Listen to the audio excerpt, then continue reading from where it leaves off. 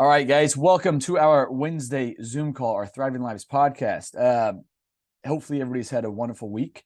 Tonight's topic is going to be about the difference between saying "I want" and "I will." This kind of, this is going to pertain to a lot of times what I see on check-ins, like when people are kind of doing some goal setting for what the coming week is. I love their mindset in terms of, hey, I know I want to improve a little bit this week, but they happen to say, I want to do this. And, I'll have, over the years, I'll see somebody continuously saying, this is my goal this week. I want to log my macros, or I want to drink more water, or I want to get in three workouts this week, whatever that looks like. And again, I love that they're reflecting and that they have good intentions going into the work week. However, they're not truly committing to it. I want says that, I would like that. I would like to lose 10 pounds, but am I actually going to do the work to get to that point? Am I actually going to, carve out the time in my week to get my 3 workouts in that I said were my goal? If you've continuously said, hey, I'm going to, log my macros and make sure everything is on point this week, but then you don't, and then you say it again the next week, they're just words at this point. It's just empty. We've got to put some action behind things here. So, what this kind of comes down to is just where do our priorities lie? Where do our intentions lie as well? And then again, making sure that those priorities have time that's carved out to a lot for them. I feel like kind of scatterbrained at the moment coming into this. I was busy doing a little bit of yard work before this, but so coming back to it though, something that Nicole and I were kind of talking about the other day, we have a slightly differing mindset. Something about me that I recognize is different from a lot of people is I get shit done, like a lot done in a day. And I pride myself on that. On the flip side of that, obviously that keeps my stress higher, cortisol stays higher, and it's hard for me to kind of shut things down and shut my brain off, shut my body off. It's hard for me to really soak up and enjoy just time to do absolutely nothing. I am doing a lot better about being more mindful of it and being more present with that stuff. And that's kind of where, one of my biggest goals for this year, especially with the baby on the way, is to just embrace the now and things of that nature. However, we were kind of talking about, she was like, some people just can't do this or that. Some people, they can't stick to their diet for X amount of time, or they can't, it's harder for people to check in. You guys saw my post early in the week in the groups about it. Might have seemed like I was a little bit agitated, and to an extent I was. It wasn't really anybody in particular that was frustrating me. It's just kind of a culminating, 7 years of doing this. There's a lot of excuses, a lot of, this is hard for me. I respect it, and I give a lot of grace and a lot of empathy that this shit is hard. But what I don't have a lot of empathy for is the lack of prioritization. If you have to get shit done, you're going to get shit done. Now, when it comes down to our health, we look at this as a may do and not a must do thing. We look at this like we have the option to do it today or to not do it today. Now, of course, with your workouts, you don't have to work out every single day. So there's going to be plenty of off days. There's going to be plenty of shit that pops up and says, hey, you can't work out today, or hey, you can't meal prep today. But if it is an actual priority to you, that you take advantage of the time that you have, of your health, of the ability to move your body, if that is an actual priority of yours, you will make it happen. And so regardless what the task is, whether it is getting paperwork done that you hate doing paperwork, I don't like doing paperwork, you don't like doing paperwork, but if the shit has to get done, you're going to get it done. And so I don't like the thought of, I want to do this shit. Tell me that you're going to do this stuff. And if you need help figuring out how we're going to get it done, that's what I'm here for. I'm here to help provide more solutions, help to provide guidance. But when we figure out what that plan is, it's up to you to go put the action behind it. And that is way easier said than done, but that doesn't mean it shouldn't be done. And that doesn't mean you shouldn't give your best effort to. So that's kind of where I'm at on this stuff is we've got to be absolutely intentional about the things that we really accomplish, because especially when it's pertaining to our health and our fitness and changing your lifestyle habits, that shit is difficult. And I get it. It is very difficult to make these changes. But that's the reason why we have to check in. That's the reason why we have to reflect. That's the reason why we have to set goals for this coming week, and not just set arbitrary goals, but think, okay, I said I wanted to get in 3 times, to the gym. That's just an easy example to throw out there. Well, what days are you going to do that? What time blocks do you have? And hey, do you have a plan B and a plan C in case Monday doesn't work for you like you planned on it, do you have other times that you can kind of carve out in the week to make it happen? Now, exercise is one that while that's a big priority, again, it comes back to what is our hierarchy of needs, getting our sleep, getting our nutrition on point, meal prepping, getting our water intake, and things of that nature. So, a big thing that I want to see people do is, if you're struggling to get your water intake in, if you are struggling to check in on time, ask me how to do that, of course, but also do some thinking yourself. How can I make this happen? If I need to get 100 ounces in, if I need to get a check-in in on Thursday morning, how do I keep myself accountable to do that? Well, number one, this is what is most baffling to me, is that I'm paying money for something, whether it's $10 or $1,000, I'm going to damn well get my money's worth out of it. And if that means I'm paying a coach, and even if I suck this week, guess what? I'm paying him or I'm paying her, then I'm going to check in and you're going to give me a little bit of feedback on it. That's what I'm here to do. That's what you're paying me to do, on top of other things as well. So number one, if you're paying for something, use it. Get as much value out of it as you can. That doesn't mean you're going to execute this week perfectly, but at least get that out of it. Don't shy away from the check-ins because you are struggling or anything of that nature. I'll pause for a minute because, again, I'm just getting off on various tangents. But you guys, any thoughts on that? I want versus I will. I think the same thing applies to feedback. Like if I say, which I never would make a comment about my coach's feedback, but in case I ever did say, oh, Marcus told me this, I don't know, blah, blah, blah. My husband says the same thing. You're paying for this. He's doing his job. You paid for this. Yeah. He's telling you this is the modification to make, or this is the guidance. And so I always feel like that's a good reminder of whether it's corrective feedback or a change in the programming. Yeah. Good reminders. No, I appreciate that. And I'm sure that there has been a time or two where you've been like, I don't want to do this, or why is he making me do this? And then, so it's good that your husband's on the other side of that to be like, you hired him for a reason. But that's very true. And I'm not sitting here saying that I know absolutely everything, but I mean, to kind of branch off what you just said, Krista, a lot of people are, it's funny when a client comes to you, and you tell them, hey, this is what I want you to do. And they're like, whoa. That's going to make me fat. That's going to make me feel X, Y, and Z. I'd rather go low carb with this. I'll have clients that join and say that, hey, this is, which I want you to give me the details on what's worked for you in the past, what's not worked for you. And if it worked for you, how did you get back to this point where you're needing my guidance on it, where you're needing my help with it? And what's always crazy to me is where clients come to me and say, well, this is how I want to do it. Well, first off, if that always worked for you, and if it works sustainably, where you're not having to get back into this cycle of needing to lose this weight or needing to refine your motivation, whatever it is that we're talking about, then you wouldn't be here. If it was working on your own, or if it was working in the ways that you've done it in the past, or maybe it has worked in those certain ways and it's just not working anymore. You're here because you're struggling in one of those ways. So doing the same shit that hasn't worked for you, or hasn't worked for you sustainably, is baffling to me. Now, I'm all for open communication.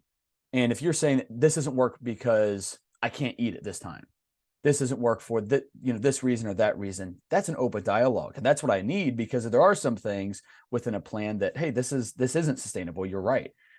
This is working way too much against what your current lifestyle allows for, and not with it. But at the same time, some shit's got to change, and you got to do it a different way. You got to try it a different way.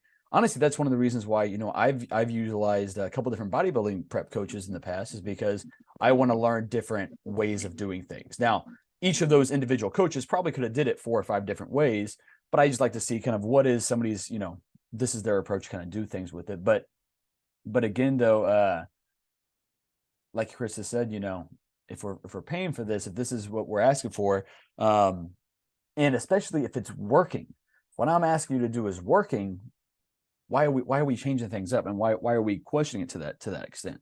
I don't really think I get a whole lot of that, but I will get people, that will make changes on their own. I had a guy a while back that you know, bigger dude, didn't need to be on poverty calories and just minimally eating. So I started his calories off pretty high. Said, hey, we're gonna eat a decent amount of food with this, and then weight is gonna start falling off with it, but it's gonna be slower than maybe what your ideal would be.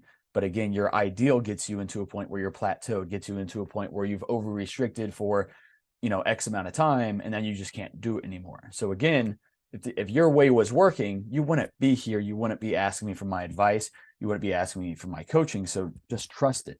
And that part is very, very hard. It's hard to give up that trust, but a lot of that should have happened in that console call. In that when you purchase your plan, you are now, and this is one of the reasons why, for new clients, and Sydney, you're one of the new ones on here. I was like a month or two behind on writing my thank you cards and what I mean by thank you, and you should be getting this soon. I didn't want to spoil that, but ultimately, I'll send a card nowadays, and a couple of you guys were on here prior to me ever doing it. I think Kaylee was the only one that ever got that thank you card. I started doing that last fall. But essentially, one of the things that I express to all clients when I'm writing those out is thank you for entrusting me with your health and with your goals and allowing me to be a part of your journey. And I wholeheartedly mean that, because it takes a lot to say, this guy's going to tell me what to eat. This guy's going to tell me how to sleep. This guy's going to tell me, all those different things. This guy is going to listen to my reflection on not just how my nutrition and health went this week, but how's my mindset? How's my confidence? How are these vulnerable things going in my life? And that's a lot to kind of hand over to somebody. So I truly do appreciate every client opportunities that I have to be able to touch your life. Just like with me and teaching elementary school, I'm so sad to be leaving, because I know every single year I got to touch 500 kids' lives. I got to be a healthy role model for them. I got to show them a fit adult that was active and that ate decent food and isn't sitting there just drinking pop during class. I loved every aspect of that, because I know that every day and every moment, and that's why I can show up and just put my best foot forward, even on the days where I don't want to be at school teaching, is that every moment is an opportunity that, I remember growing up, and there's these different pieces that stick out to me from like my parents or from teachers. And I want to be able to have one of those moments with every single one of those kids, just like with my clients, since we're working on such intricate things. Like, I want you to remember me 5 years from now and remember some of the shit that I said. I want you to remember me 10 and 15 years from now. I want to know that I had a positive impact on your guys' lives, but a lot of that is you've got to give up that trust to make that happen. And that's how we're going to get to wherever. That's why I always say, on client consult calls as well, is that treat this like a relationship. Like, me and you are entering a relationship, and let's say long-term sustainable goals have been reached and you now know how to handle things. To me, that is the marriage part of it. That is like, we got to that finish line that we really wanted to get to. And obviously it doesn't just end because you get married, doesn't just end because you get to your goals and because you figure shit out. You still have to apply it, and you still got to work at it. And there's going to be seasons that are tough and seasons that are easy, but you're going to work through it all. Well, to get to that point of that marriage, and in this situation, to get to that point of sustainable goals that you've reached, is that communication's got to be there. You've got to show up for yourself. You got to show up for me on check-in days. You've got to be honest with things, and you've got to be intentional and prioritize the right shit. This was something else that, I thought about maybe talking about next week on the Zoom call, but we'll kind of dive into it a little bit here as well. Is on the upfront, when you are starting something new, and that could be literally anything, there are sacrifices you have to make in order to prioritize that new thing in your life. That doesn't mean you have to sacrifice for a long period of time. It just means you have to sacrifice enough to the point where things become a little bit more habitual, a little bit more automatic, a little bit more seamless and effortless. For instance, tracking your macros, putting in that little bit of work up front, whether it's looking at my information I've given out, or finding other YouTube videos, or, asking me to kind of build out your plan on MyFitnessPal. It's an extra charge, but because that takes a little bit of time for it. And then I'll walk you through things a lot more. But again, like, there are so many different ways to do it. And it does help you become more flexible over time and understand the value of the foods that you're eating. Struggling with meal prepping, work at the shit. just because it sucked the first few weeks, continue to chip away at it, chip away at it, chip away at it. And I promise it gets a lot easier. It gets a lot more efficient. Meal prep is second nature to me now, but my very first comp prep, when I actually truly first started meal prepping, that shit took me forever. I was buying fresh green beans from Sprouts and having to cut off each individual end of it with scissors before I would toss it and learn how to steam green beans. And green beans take me an hour. And even if I made them perfectly, they still were green beans. They still weren't enjoyable to eat, but they were, it was something I thought I had to do with it. So a lot of the shit is trial and error, but the biggest part is trial and being okay with some error with it, so you can continue kind of, chipping away until you just get into this rhythm with things. But again, this shit has to be prioritized. Otherwise it won't happen, because if it was easy to prioritize, if it was easy to make happen, you wouldn't need my help. You'd be thriving. You'd be feeling great all the time, and all that good stuff. So we got to sacrifice a little bit. We got to put a little more work on the upfront so everything else is good. You got to put in that work with me in terms of that relationship to really get where you want to go with. Krista, Dexter, you guys have been with me a long time. And I wholeheartedly believe the reason why things are much more sustainable for you, the reason why I truly believe that if I kicked you guys out of TLF, which I would never do, I think you guys would be successful. I think you guys know enough about it that you could easily do this stuff on your own. And that's where we obviously want to get to. Krista, what's up? I was going to say that I thought it was kind of shocking to hear that people don't always check in like on a routine basis, because I kind of think about it.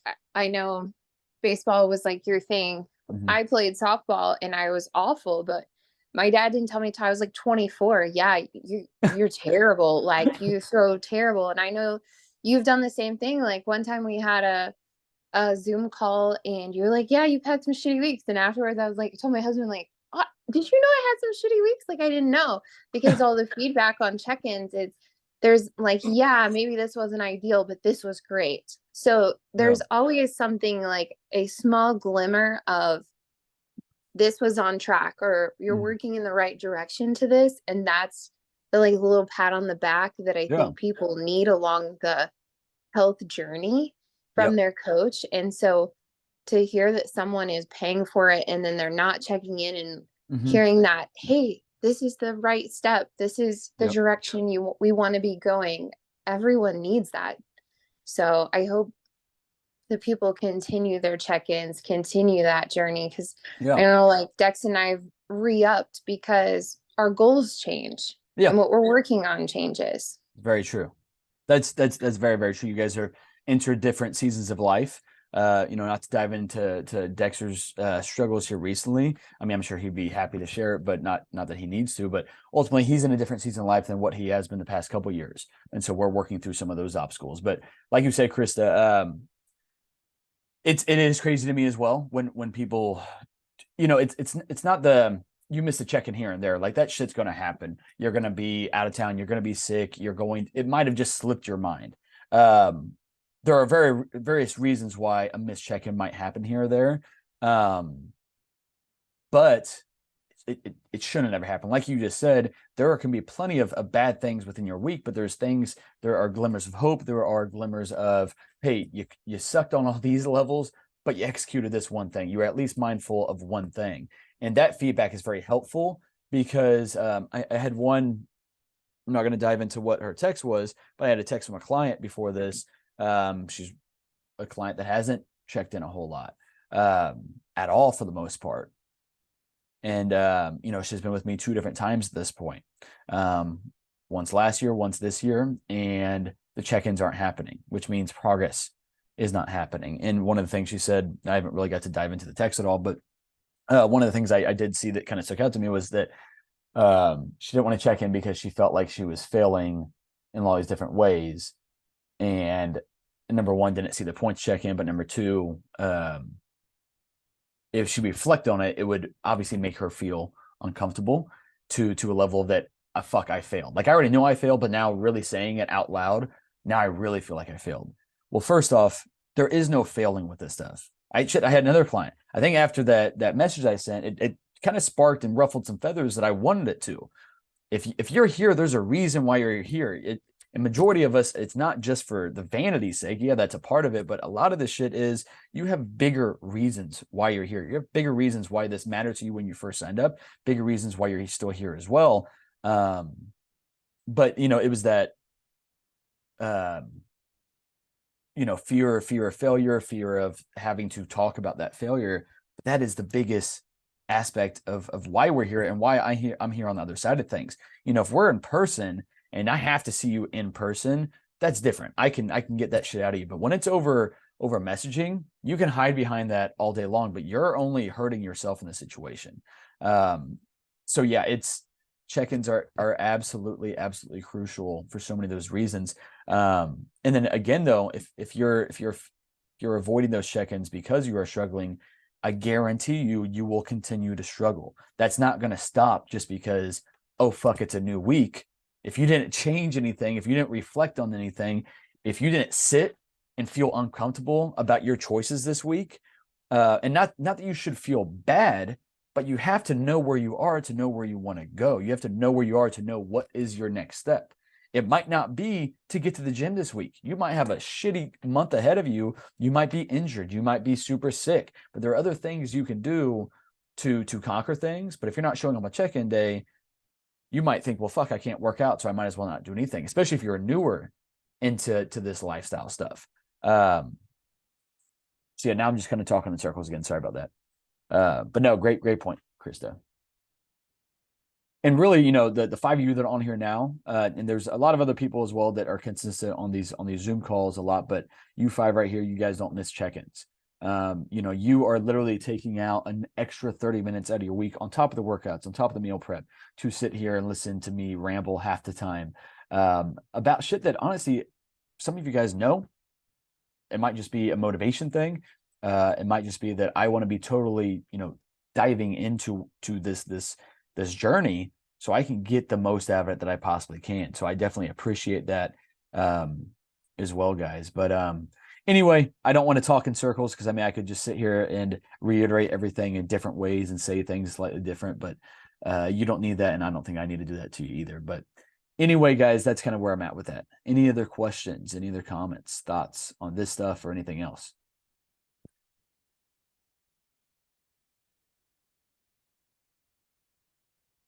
All right. Looking ahead, next week is what's today's date? 17th. So the 24th next week. I'm not going to quite be out of town, but I am leaving on the 25th. So I get out of school on Thursday at like 2:00 afternoon, and later on that night I'm going to LA with a buddy for a few days, kind of as like my retirement celebration. So I won't be in town next weekend. You can still check in, of course. I will get to you as much of it that I can. If you feel great about where you are, you don't have to check in. This is one of those weeks where I'm not going to yell at you that you don't check in. I'm not talking about tomorrow and Friday, but if you're listening to this on the podcast anyway, then this is coming up for next week. So the 25th, 26th, 27th, 28th, 29th, and 30th is when I will be out of town. But anywho, though, so like I said, check in if you feel like you need the check-in. Check in if you just want to stay in the habit of it. Check in if you need adjustments made and things of that nature, or if you're struggling, if you feel like you're in a great spot, business as usual, go crush it again the following week. Anyway, guys, I appreciate you guys being on the call tonight. I appreciate you guys listening to me ramble, and I hope you all have a wonderful weekend. Check in tomorrow morning. There you go. Chris has said Memorial Day weekend check and break. I didn't even think it was Memorial Day. Honestly, yeah. Because that week it's going to be kind of getting back on track anyway after Memorial Day, because not that everybody does a lot of stuff on Memorial Day, but usually people are a little bit loose. Again, one day is not going to crush all your goals. One day is not going to set you back massively. However, if you let one day turn into 2, turn into 5, turn into 2 weeks, that is where you are taking giant steps backward and digging a big hole for yourself to crawl back out of. So try to limit yourself to, one day of fuckery and then back on track after that. All right, guys, have a great Wednesday night and a great rest of your week. And I'll talk to you guys later.